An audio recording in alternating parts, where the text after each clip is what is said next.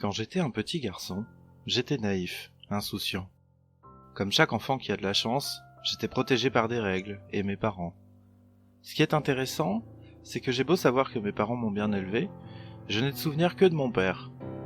Ma maman, je l'ai pas oubliée, mais je me rappelle que d'un détail en particulier, ses chaussures. Elle avait une paire très particulière, elle les mettait peu.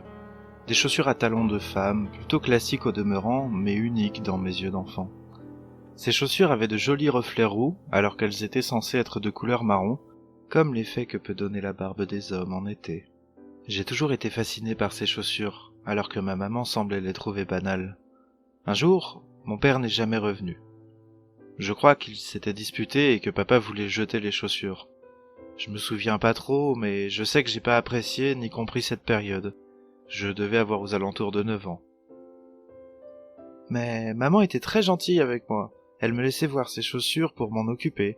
Parfois j'avais même le droit de jouer avec pendant des heures en rentrant de l'école. Je pouvais même éviter les devoirs.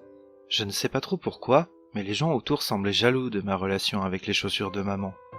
La mère de maman s'est assez souvent disputée avec elle au sujet des chaussures, et à partir de là, elle non plus elle est jamais revenue.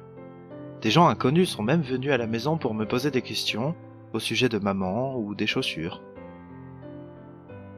Maman a dit qu'il fallait que je change d'école, et que si ces gens étaient venus, c'était à cause de la maîtresse.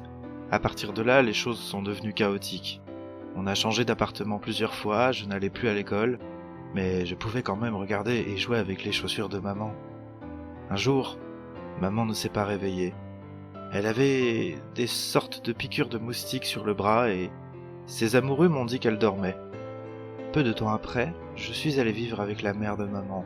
J'ai eu le droit de garder ses chaussures, mais quelque chose était différent. Elle n'était plus aussi attirante, plus aussi jolie. Elle ne faisait plus le même effet, même quand j'ai essayé de rejouer avec. Je crois que c'est parce qu'il n'y avait plus maman, de l'autre côté du talon, pour m'écraser la tête avec.